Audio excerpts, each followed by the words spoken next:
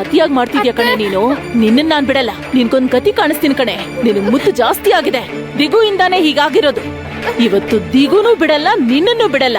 ನನಗೆ ದ್ರೋಹ ಮಾಡಿದ್ಯಾ ನೀನು. ಬಾ ದೊಡ್ಡಮ್ಮ, ಸಕ್ಕು ಹೊತ್ತಿಗೆ ನಮ್ಮ ಮನೆಯಿಂದ ಆಚೆ ಹಾಕ್ಬೇಡಿ ದೊಡ್ಡಮ್ಮ. ನೀನ್ ಬಾಯ್ ಮುಚ್ಚು. ನಿನ್ಗಾಗ್ಲೇ ಹೇಳಿದೀನಿ ಈ ವಿಚಾರದಲ್ಲಿ ತಲೆ ಹಾಕ್ಬೇಡ ಅಂತ. ಅತ್ಯನ್ ಕಾಪಾಡೋಕೆ ಮೈದ್ನ ಬಂದ್ಬಿಟ್ಟ. ನಿನ್ನಂತ ಸುಳ್ಳುಗಾತಿಗೆ ನನ್ನ ಮನೇಲಿ ಜಾಗ ಇಲ್ಲ. ನಡಿ ಇಲ್ಲಿಂದ. ಅತ್ತೆ ಬೇಡ, ನನ್ ಮನೆಯಿಂದ ಆಚೆ ಕಳಿಸ್ಬೇಡಿ, ಬಿಡಿ. ಯಮುನಾಥ್ಗೆ ನೀವಾದ್ರೂ ಅತ್ತೆಗೆ ಹೇಳಿ ನನ್ನ ಮನೆಯಿಂದ ಆಚೆ ಕಳಿಸ್ಬೇಡಿ ಅಂತ. ಅವರು ನಿಮ್ ಮಾತನ್ನ ಕೇಳ್ತಾರೆ, ದಯವಿಟ್ಟು ಹೇಳಿ.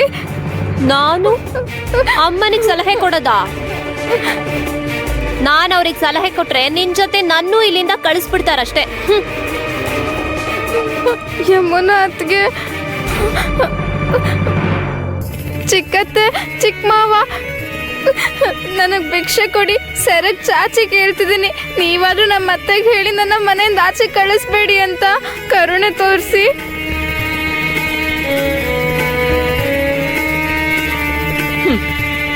ಇಲ್ಲಿ ನೋಡಿ, ನಾನು ಹೇಳ್ತಿರೋದು ನಿಜಾನೇ. ಒಡವೆಗಳು ನಕಲಿನೇ ಆಗಿರ್ಬೋದು, ಆದ್ರೆ ಈ ವಿಷಯ ನಮ್ಮ ಅಮ್ಮನಿಗೆ, ಅಪ್ಪನಿಗೆ, ಅಜ್ಜಿಗೆ ಖಂಡಿತ ಗೊತ್ತಿರಲ್ಲ. ನಮ್ಮಪ್ಪ ತುಂಬಾ ಒಳ್ಳೆಯವರು. ಅವ್ರ ಕನ್ಸಲ್ಲೂ ಕೂಡ ಸುಳ್ಳು ಹೇಳೋರಲ್ಲ.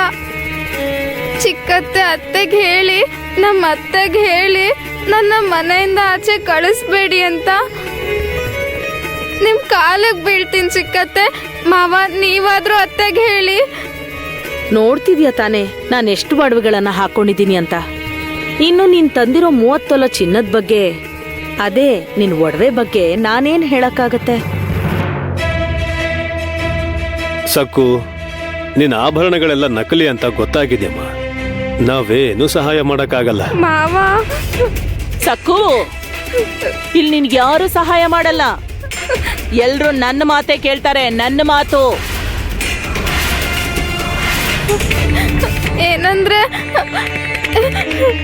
ಏನಂದ್ರೆ ಅತ್ತೆಗೆ ನೀವಾದ್ರೂ ಹೇಳಿ. ಏನಂದ್ರೆ ನೀವು ಹೇಳಿದ್ರೆ ಅತ್ತೆ ಖಂಡಿತ ಕೇಳ್ತಾರೆ. ನಮ್ಮಪ್ಪ ಗುಡಿ ಪೂಜಾರಿ, ಅವರು ಕನಿಷ್ಠ ಪಕ್ಷ ಹೊರಟಾಗ ಒಂದು ಮಾತು ಕೂಡ ಆಡಲ್ಲ. ಅಂಥವ್ರು ಯಾಕೆ ಮೋಸ ಮಾಡ್ತಾರೆ? ಅತ್ತೆಗೆ ಬೇಡ ಅಂತ ನೀವಾದ್ರೂ ಹೇಳಿ. ಅಮ್ಮ, ಎಲ್ಲೋ ಏನೋ ತಪ್ಪಾಗಿದೆ. ಇದರಲ್ಲಿ ಸಕ್ಕು ತಪ್ಪೇನಿದೆ ಅದನ್ನ ಯೋಚನೆ ಮಾಡು. ಮುಗೀತಾ? ನಿನಗಷ್ಟು ಹೇಳಿದ್ರು ಕೂಡ ನೀನ್ ಈ ವಿಚಾರದಲ್ಲಿ ತಲೆ ಹಾಕ್ತಿದ್ಯಾ. ನೀನ್ ಇಷ್ಟು ಕೆಳಮಟ್ಟಕ್ಕೆ ಇಳಿತೀಯ ಅನ್ಕೊಂಡಿರ್ಲಿಲ್ಲ ದಿಗೋ. ನೀನಂದ್ರೆ ನನ್ಗೆಷ್ಟೊಂದು ಪ್ರೀತಿ, ಅಭಿಮಾನ. ನೀನ್ ದೊಡ್ಡ ವ್ಯಕ್ತಿ ಆಗ್ತೀಯಾ ಅಂತ ಆಸೆ ಪಟ್ಟಿದ್ದೆ, ಎಷ್ಟು ಕನಸು ಕಂಡಿದ್ದೆ. ಆದ್ರೆ ನನ್ನ ಕನಸುಗಳನ್ನೆಲ್ಲ ನೀನ್ ನುಚ್ಚು ನೂರು ಮಾಡ್ಬಿಟ್ಟೆ. ಹಾಗನ್ಬೇಡ ಅಮ್ಮ, ನಾನೇನ್ ತಪ್ಪು ಮಾಡ್ದೆ? ಏನಂದ್ರೆ ಸಕ್ಕು, ಅದು ಒಂದ್ ವೇಳೆ ನಿಮ್ ಅಪ್ಪ ಅಮ್ಮ ನಿನ್ ಗೊತ್ತಿಲ್ಲದೆ ಕೆಲಸ ಮಾಡಿರಬಹುದು. ಮೋಸ ನಡೆದಿದೆ ಅಂತ ಸಾಬೀತಾಗಿದೆ. ಇನ್ನು ನಾನ್ ನಿನ್ ಪರವಾಗಿ ಹೇಗ್ ಮಾತಾಡ್ಲಿ?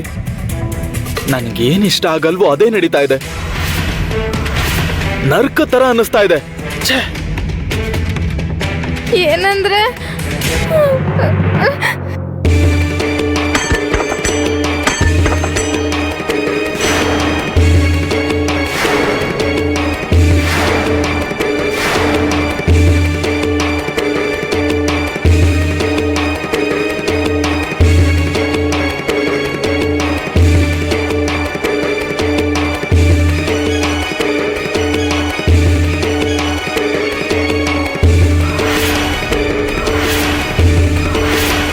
ಅಮ್ಮ, ಇದೇನಿದು? ಇದ್ದಕ್ಕಿದ್ದ ಹಾಗೆ ಗಂಟೆ ಕೆಳಗೆ ಬಿದ್ದೋಯ್ತು. ಅದೇಗ್ ಬೀಳಕ್ ಸಾಧ್ಯನಮ್ಮ? ಪಾಂಡುರಂಗ, ಇದ್ಯಾವ್ದ್ರ ಸೂಚನೆನೋ ಗೊತ್ತಾಗ್ತಿಲ್ಲ. ಏನಂದ್ರೆ ಅವಾಗ್ಲೇ ದೇವ್ರ ಹತ್ರ ದೀಪ ಆರು ಹೋಯ್ತು. ಇವಾಗ ನೋಡಿದ್ರೆ ಗಂಟೆ ಕೆಳಗ್ ಬಿದ್ದಿದೆ.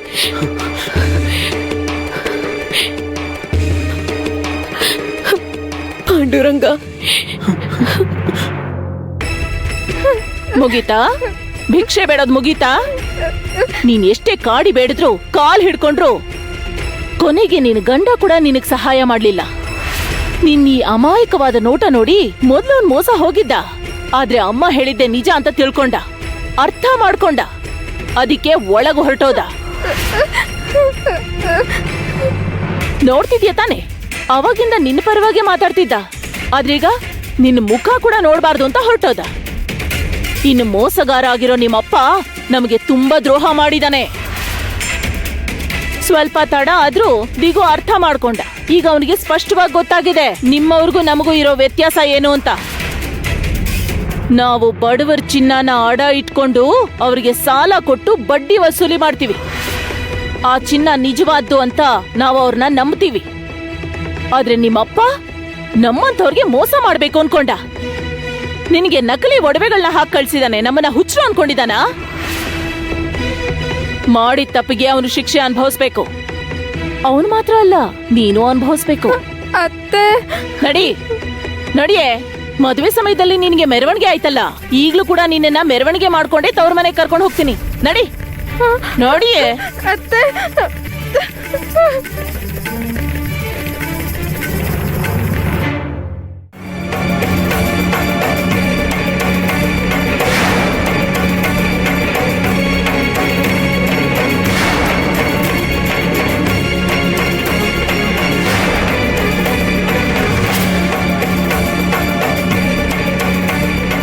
ಅಯ್ಯಯ್ಯೋ, ಎಳ್ಕೊಂಡ್ ಬರ್ತಿದ್ದಾಳೆ.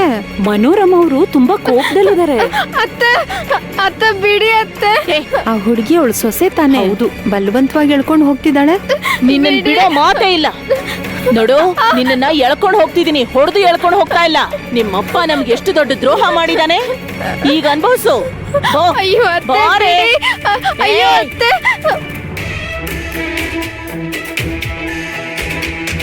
ಮಾಣಿಕ್ಯನ ಕರ್ಕೊಂಡ್ ಬಂದಿದ್ಯಲ್ವಾ? ಹೌದು, ಅವಳನ್ನ ಬರಕ್ ಹೇಳ್ತೀನಿ. ಅದು ಏನಂದ್ರೆ ನಾನು ಅವಳಿಗೆ ಮನೆಗೆ ಸಂಬಂಧಿಕರು ಬಂದಿದ್ದಾರೆ ಅಂತ ಹೇಳಿದೀನಿ. ಗಂಡಿನ ಕಡೆಯವರು ಅಂತ ಹೇಳಿಲ್ಲ. ಗಾಬರಿ ಆಗ್ತಾಳಲ್ವಾ? ಒಳ್ಳೆ ಕೆಲಸ ಮಾಡಿದ್ರಿ. ಗಂಡಿನ ಕಡೆಯವ್ರು ಬಂದಿದ್ದಾರೆ ಅಂದ್ರೆ ಹೆಣ್ಮಕ್ಳು ಗಾಬರಿ ಆಗೋದು ಸಹಜ ಅಲ್ವಾ? ನಮ್ಗೇನು ತೊಂದರೆ ಇಲ್ಲ. ನಮ್ಮ ಮಾಣಿಕ್ಯಗೆ ನಾಚಿಕೆ ತುಂಬಾ ಜಾಸ್ತಿ. ಹೊಸಬ್ರನ್ನ ನೋಡಿದ್ರೆ ನಾಚಿಕೆ ಪಡ್ತಾಳೆ. ಸರಿ ಅಂದ್ರೆ ನಾನು ಹೋಗಿ ಅವಳನ್ನ ಕರ್ಕೊಂಡ್ ಬರ್ತೀನಿ. ಹಾ, ಆಯ್ತು.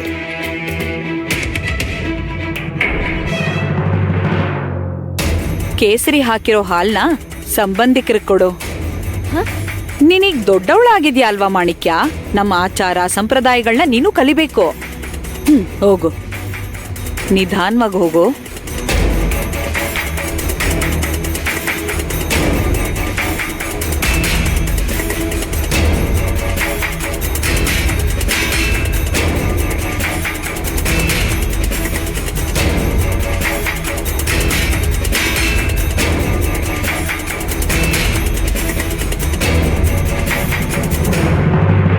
ನಿಮ್ ಮಗಳು ನಕ್ಷತ್ರ ತರ ಹೊಳಿತಿದ್ದಾಳೆ. ನಾವೆಂತ ಹುಡುಗಿ ಬೇಕು ಅಂತ ಆಸೆ ಪಟ್ಟುವೋ ಅದೇ ತರ ಇದ್ದಾಳೆ. ನಮ್ ಮಗ ನಮಗ್ ಕೇಳಿದ್ದು ಒಂದೇ ಒಂದ್ ಕೋರಿಕೆ, ಹೆಂಡತಿ ಸುಂದರವಾಗಿರ್ಬೇಕು ಅಂತ. ನಿಮ್ ಮಾಣಿಕ್ಯ ನಿಜವಾಗ್ಲೂ ಅಪ್ಸರೆ ತರ ಇದ್ದಾಳೆ. ಇವರಿಬ್ಬರಿಗೂ ಮದ್ವೆ ಆದ್ರೆ ಲಕ್ಷ್ಮೀನಾರಾಯಣ ತರ ಇರ್ತಾರೆ.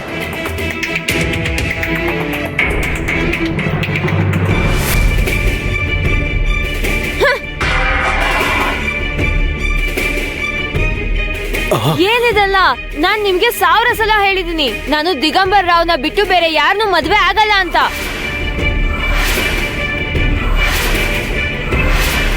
ಆದ್ರೂ ಯಾಕೆ ಗಂಡಿನ ಕಡೆಯವ್ರನ್ನ ಕರ್ಸಿದೀರಾ? ಅಯ್ಯೋ ದೇವ್ರೆ, ಈ ಹುಡುಗಿಗ ನಾಚಿಕೆ ಜಾಸ್ತಿ ಅಂತ ಹೇಳಿದ್ದು. ಮಾಣಿಕ್ಯ, ಯಾಕೆ ಹೀಗ್ ಮಾಡ್ತಿದ್ಯಾ? ಯೋಚನೆ ಮಾಡಿ ಮಾತಾಡು. ನಾನ್ ನಿನಗೆ ಹೇಳಿದೀನಲ್ವಾ ಅಮ್ಮ, ನನ್ಗೋಸ್ಕರ ಮದ್ವೆ ಸಂಬಂಧಗಳನ್ನ ನೋಡ್ಬೇಡಿ ಅಂತ. ನನಗೆ ಮದ್ವೆ ಅನ್ನೋದಾದ್ರೆ ಅದು ದಿಗಂಬರ್ ರಾವ್ ಜೊತೆನೆ ಆಗ್ಬೇಕಮ್ಮ. ಅರೇ, ನಾನು ಹೇಳೋದ್ ಸ್ವಲ್ಪ ಕೇಳು. ನೋಡು ಬಂಗಾರಿ, ನೀನ್ ಈ ತರ ನಡ್ಕೋಬಾರ್ದು. ನೀನು ಬುದ್ಧಿವಂತೆ ಅಲ್ವಾ? ಅಲ್ಲ, ನಾನ್ ಬುದ್ಧಿವಂತೆ ಅಲ್ಲ. ನಾನು ದಿಗುನ ಪ್ರೀತಿಸ್ತಿದ್ದೀನಿ. ನೀವ್ ಯಾರ್ ಏನೇ ಅಂದ್ರೂ ನಾನು ಅವನ್ನೇ ಮದ್ವೆ ಆಗೋದು. ಆ ಸಕ್ಕುನ ಜಡೆ ಹಿಡ್ದು ಎಳ್ಕೊಂಡ್ ಬರ್ತೀನೋ ಇಲ್ವೋ ಅಂತ ನೀವೇ ನೋಡ್ತೀರಿ. ಮಾಣಿಕ್ಯ, ನನ್ನ ತಡೆಯಕ್ ಪ್ರಯತ್ನ ಮಾಡ್ಬೇಡಿ. ಈಗ್ಲೇ ಹೇಳ್ತಿದ್ದೀನಿ, ನನ್ನ ಬಲವಂತ ಮಾಡಿದ್ರೆ ಇಲ್ಲೇ ತಲೆ ಚಚ್ಕೋತೀನಿ.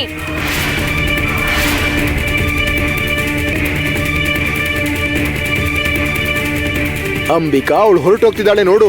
ಏನಾದ್ರೂ ಅನಾಹುತ ಮಾಡ್ಕೊಳ್ಳೋಕ್ ಮುಂಚೆ ಹೋಗಿ ಕರ್ಕೊಂಡ್ ಬಾ. ಹಾಗೆ ಆಗ್ಲಿ.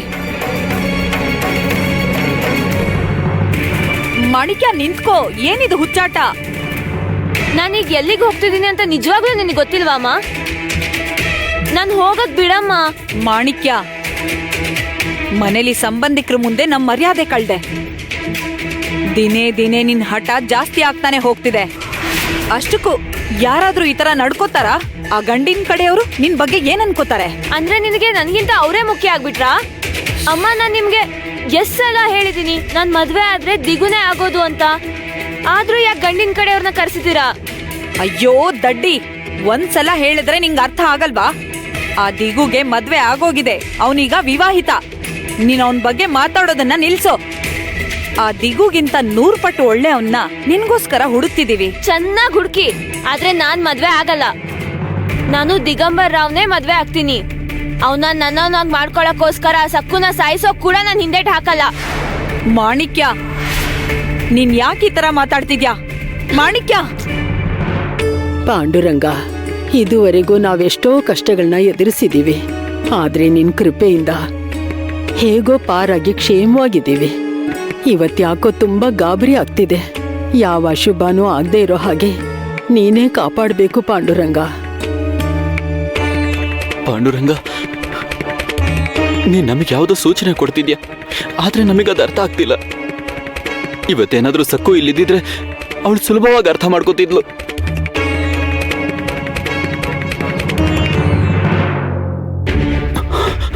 ಪಾಂಡುರಂಗ, ನಮ್ಮ ಸಕ್ಕುಗೆ ಯಾವ ಕಷ್ಟನೂ ಬಂದಿಲ್ಲ ತಾನೆ? ಬೇಡ ಪಾಂಡುರಂಗ, ಅವಳಿಗೆ ಇವಾಗಿರೋ ಕಷ್ಟಗಳೇ ಸಾಕು. ಅವಳಿಗೆ ಹೊಸ ಕಷ್ಟಗಳು ಬೇಡ ಸ್ವಾಮಿ. ಪಾಂಡುರಂಗ, ಸಕ್ಕುಗೆ ಯಾವ ಕಷ್ಟನೂ ಬರೋದಕ್ ಬಿಡ್ಬೇಡ. ಅದೇನೇ ಕಷ್ಟ ಇದ್ರು ನನಗೆ ಕೊಡು. ಅವಳ ಹಣೆ ಬಾರದಲ್ಲಿರೋ ದುಃಖನ ನನಗೆ ಕೊಡು. ನನಗೆ ಎಷ್ಟು ದೊಡ್ಡ ಕಷ್ಟ ಆದ್ರೂ ಪರವಾಗಿಲ್ಲ, ನಾನ್ ಸಹಿಸ್ಕೋತೀನಿ. ಆದ್ರೆ ನಮ್ ಸಕ್ಕುಗೆ ನಿನ್ ಕಷ್ಟ ಕೊಡ್ಬೇಡ ಪಾಂಡುರಂಗ, ಕಷ್ಟ ಕೊಡ್ಬೇಡ.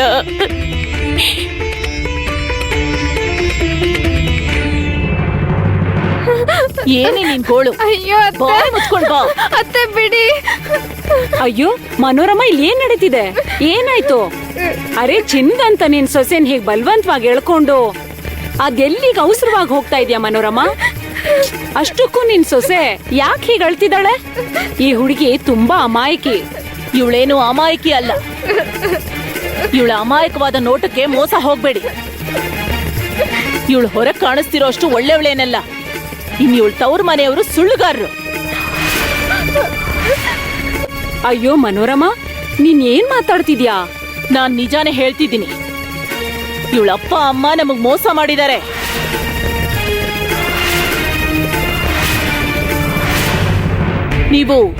ನೀವೆಲ್ರೂ ನನ್ ಸೊಸೆ ಕುತ್ತಿಗೆಲಿರೋ ಒಡವೆಗಳನ್ನ ನೋಡ್ತಿದ್ದೀರಾ ಅಲ್ವಾ? ಕುತ್ತಿಗೆ ತುಂಬಾ ಒಡವೆಗಳನ್ನ ಹಾಕೊಂಡಿದ್ದಾಳೆ.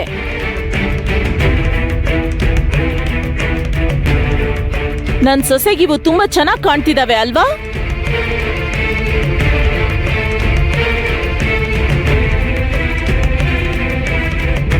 ಹೌದು, ಆ ಒಡವೆಗಳ ಬಗ್ಗೆ ಏನೀಗ? ಅವೆಲ್ಲ ನಕಲಿ.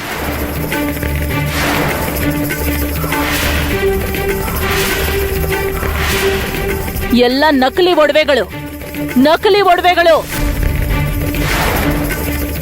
ಅವೆಲ್ಲ ಚಿನ್ನದ ಲೇಪನ ಮಾಡಿರೋ ಒಡವೆಗಳು.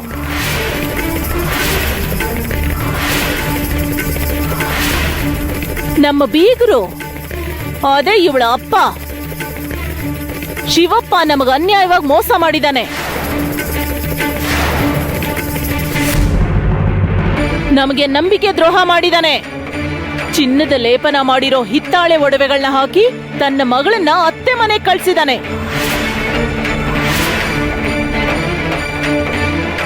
ಈಗ ಹೇಳಿ, ನನ್ನನ್ನೇನ್ ಮಾಡು ಅಂತೀರಾ? ಇವಳಿಗೆ ಆರ್ತಿ ಎತ್ಬೇಕಾ?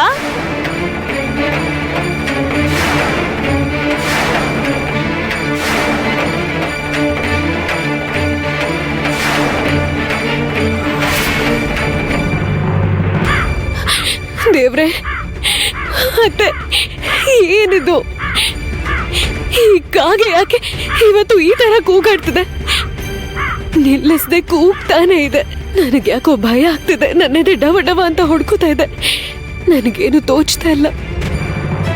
ಖಂಡಿತವಾಗ್ಲೂ ಇವತ್ತೇನೋ ಆಗೋದಿದೆ, ಆದ್ರೆ ಅದೇನು ಅಂತ ಗೊತ್ತಾಗ್ತಿಲ್ಲ. ದುರ್ಗಮ್ಮ ತಾಯಿ ಮುಂದೆ ಹಚ್ಚಿ ದೀಪ ಆರ್ಹೋಯ್ತು. ಇನ್ನು ಗುಡಿಲ್ ಕಟ್ಟಿರೋ ಗಂಟೆ ಕೂಡ ಕೆಳಗೆ ಬಿದ್ದೋಯ್ತು. ಏನೂ ಆಗಲ್ಲ ಅಂತ ಸಮಾಧಾನ ಮಾಡ್ಕೊಂಡ್ರು ಕೂಡ ನಂಗೆ ಯಾಕೋ ತುಂಬಾ ಆತಂಕ ಆಗ್ತಿದೆ. ಅದೇನೋ ಗೊತ್ತಿಲ್ಲ, ಇವತ್ ನನ್ ಮನ್ಸು ಏನೋ ಕೆಟ್ಟದಾಗತ್ತೆ ಅಂತ ಹೇಳ್ತಿದೆ. ನನಗೆ ಕೈ ಕಾಲೇ ಆಡ್ತಾ ಇಲ್ಲ ರೀ. ಹೌದು, ನಿಜಾನೇ. ನನ್ನ ಪರಿಸ್ಥಿತಿ ಕೂಡ ಹಾಗೇ ಇದೆ. ಆದ್ರೆ ನೀವು ಹೀಗೆ ಗಾಬರಿ ಆದ್ರೆ ಏನು ಉಪಯೋಗ? ಈಗ ನಾವೆಲ್ಲರೂ ಸಕ್ಕು ಬಗ್ಗೆ ನೆನ್ಸ್ಕೊಂಡು ಒದ್ದಾಡ್ತಾ ಇದ್ದೀವಿ. ಅಷ್ಟಕ್ಕೂ ಕೆಟ್ಟದ್ದಾಗತ್ತೆ ಅಂತ ಯಾಕೆ ಅನ್ಕೋಬೇಕು? ಒಂದೊಂದ್ಸಲ ನಮ್ಮ ಊಹೆಗಳಿಗೂ ಮೀರಿ ಆಶ್ಚರ್ಯಗಳು, ಅದ್ಭುತಗಳು ನಡೆಯತ್ತಲ್ವಾ? ನಂಗೆ ಹೇಳಿ, ನಾವ್ ಯಾರಿಗಾದ್ರೂ ಬಾಕಿ ಉಳಿಸ್ಕೊಂಡಿದೀವಾ? ಇಲ್ಲ ತಾನೆ? ಹೋಗ್ಲಿ, ಯಾರಿಗಾದ್ರೂ ಏನಾದ್ರೂ ಮಾತು ಕೊಟ್ಟಿದೀವಾ? ಇಲ್ಲ ತಾನೆ? ಸಕ್ಕು ವಿಚಾರದಲ್ಲಿ ಎಲ್ಲ ಜವಾಬ್ದಾರಿಗಳನ್ನು ನಾವು ಸರಿಯಾಗಿ ನಿಭಾಯಿಸಿದೀವಿ, ಹೌದಲ್ವಾ? ಮತ್ತಿನ್ ನಮ್ಗೆ ಕಷ್ಟ ಯಾಕೆ ಬರುತ್ತೆ? ನೀವ್ ಹೇಳ್ತಾ ಇರೋದು ನಿಜಾನೇ ಅತ್ತೆ, ಆದ್ರೆ ಏನೋ ಆಗೋದಿದೆ. ಅದೇನು ಅಂತ ನಮಗ್ ಗೊತ್ತಾಗ್ತಾ ಇಲ್ಲ. ಬೆಳಗ್ಗೆಯಿಂದ ನನಗ್ ತುಂಬಾ ಆತಂಕ ಆಗ್ತಾ ಇದೆ. ಪಾಂಡುರಂಗ, ನಮ್ ಸಕ್ಕುನ ಸುಖ ಶಾಂತಿಯಿಂದ ಸಂತೋಷವಾಗಿಡು ಸ್ವಾಮಿ.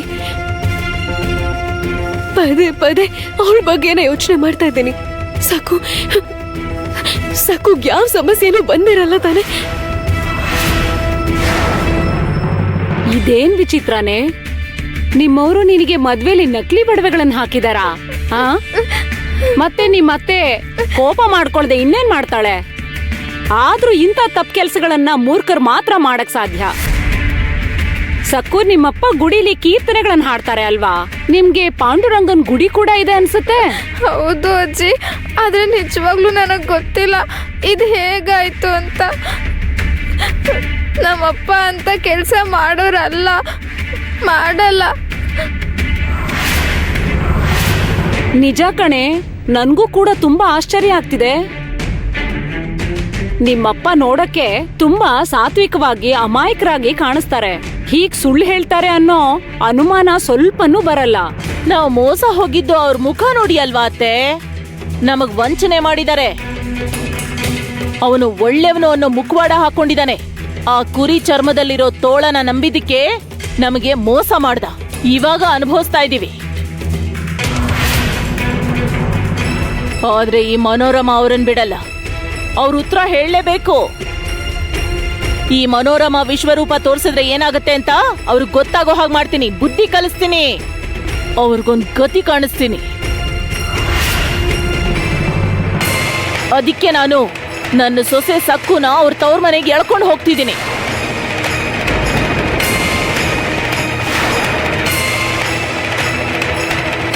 ಇವಳಪ್ಪ ಶಿವಪ್ಪನ ಬೀದಿಲ್ ನಿಲ್ಲಿಸ್ ಕೇಳ್ತೀನಿ. ಅವನು ಕೊಟ್ಟ ಹಿತ್ತಾಳೆ ಒಡವೆಗಳನ್ನ, ಅವನ ಮಗಳನ್ನ ಅವನ ಮುಖದ ಮೇಲೆ ಬಿಸಾಕ್ತೀನಿ.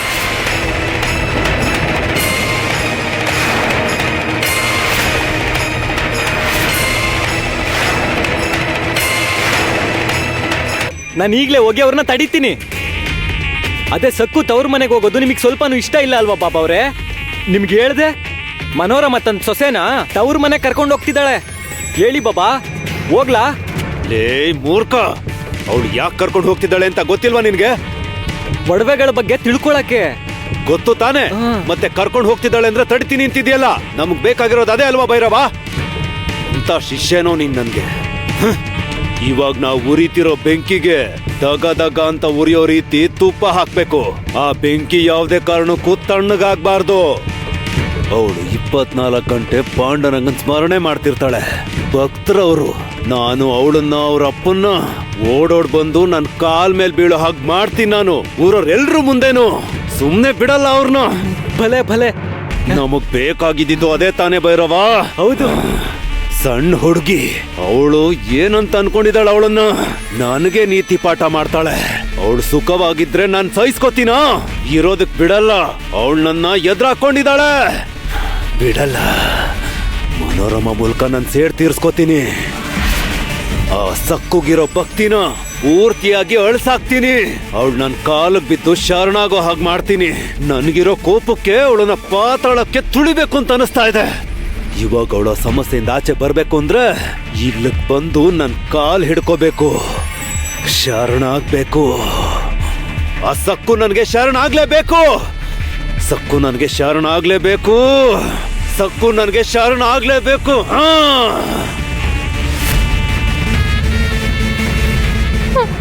ಅತ್ತೆ, ನಮ್ಮ ಅಪ್ಪನ ಬಗ್ಗೆ ನೀವು ತಪ್ಪಾಗಿ ಮಾತಾಡಬೇಡಿ. ನಾನು ನಿಮ್ಮ ಕಾಲಿಗೆ ಬೀಳ್ತೀನಿ. ಇನ್ನೇನ್ ಮಾಡ್ಬೇಕು ಅಂತೀಯಾ? ಮನೆಗೆ ಹೋಗಿ ಅವಳ ನೋವೇನು ಅಂತ ಹೇಳ್ಕೊಂಡು ಅಳ್ಬೇಕು ಅಂತೀಯಾ? ಆ ನೀನ್ ತವ್ರ ಮನೆಯವರು ತುಂಬಾ ದೊಡ್ಡ ನಂಬಿಕೆ ದ್ರೋಹ ಮಾಡಿದ್ದಾರೆ. ಅದಕ್ಕೆ ತಕ್ಕ ಪ್ರತಿಫಲ ಸಿಗ್ಬೇಕು ತಾನೆ? ಸಿಗಲೇಬೇಕು ಅತ್ತೆ. ಒಡವೆ ಹಾಕಕ್ ಆಗಲ್ಲ ಅಂದ್ರೆ ನಮ್ ಕೈಲಿ ಆಗಲ್ಲ ಅಂತ ಬೇಡ್ಕೊಂಡಿದ್ರೆ ಸಾಕಾಗಿತ್ತು. ನಾನ್ ತಪ್ಪಾಗಿ ಅಂತ ತಿಳ್ಕೊಳ್ತಿರ್ಲಿಲ್ಲ.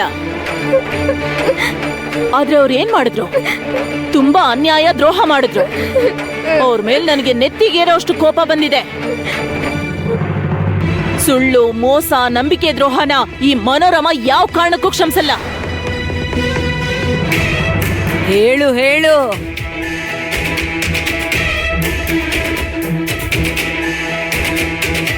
ಸುಳ್ಳನ್ನ, ಮೋಸನ, ನಂಬಿಕೆ ದ್ರೋಹನ ಇವಳು ಯಾವ ಕಾರಣಕ್ಕೂ ಸಹಿಸ್ಕೊಳಲ್ವಂತೆ. ಇವಳಿಗ್ ಮಾತ್ರ ಯಾರು ಮೋಸ ಮಾಡಬಾರ್ದು. ಆದ್ರೆ ಇವಳು ಎಲ್ರಿಗೂ ಮೋಸ ಮಾಡ್ತಾಳೆ, ವಂಚನೆ ಮಾಡ್ತಾಳೆ. ಮಾತ್ ಕೊಟ್ಟು ಮಾತಕ್ ತಪ್ತಾಳೆ, ಬೆನ್ನಿಗೆ ಚೂರಿನೂ ಹಾಕ್ತಾಳೆ. ಬಾಯ್ ಮುಚ್ಕೊಂಡಿರೋ. ಏಯ್, ಕೂಗಾಡಿದ್ರೆ ಸುಮ್ನಿರಲ್ಲ. ನನ್ನ ಹತ್ರ ಜೋರಾಗಿ ಮಾತಾಡಕ್ ಪ್ರಯತ್ನ ಪಡಬೇಡ. ಭೂತದ ಬಾಯಲ್ಲಿ ಭಗವದ್ಗೀತೆ ಬರೋ ಹಾಗಿದೆ. ಏನು, ನಿನ್ಗೆ ಯಾರೋ ಮೋಸ ಮಾಡ್ಬಿಟ್ರಾ?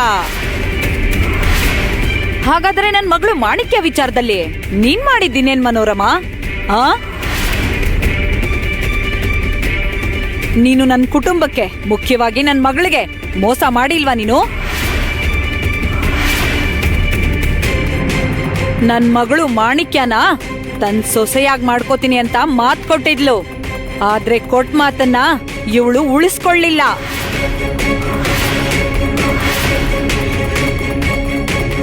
ಇವಾಗ 4 ಜನರ ಮುಂದೆ ಒಳ್ಳೆ ತರ ಆಡ್ತಿದ್ದಾಳೆ. ನೀನ್ ಏನ್ ಮಾಡ್ತಿದ್ಯಾ ಅಂತ ಒಂದ್ಸಲ ಯೋಚನೆ ಮಾಡು. ಅಯ್ಯೋ ಅಂಬಿಕಮ್ಮ, ನೀವು ನಮ್ಮ ಅತ್ತೆ ಬಗ್ಗೆ ಹಾಗೆಲ್ಲ ತಪ್ಪಾಗಿ ಮಾತಾಡಬೇಡಿ. ಅವರು ತುಂಬಾ ಒಳ್ಳೆಯವರು. ಏಯ್ ನಾಟಕದ ರಾಣಿ, ನೀನ್ ಬಾಯಿ ಮುಚ್ಕೊಂಡಿರು. ಮಾತಾಡಿದ್ರೆ ನಿನ್ ನಾಲ್ಗೆನ ಸೀಳ್ಬಿಡ್ತೀನಿ.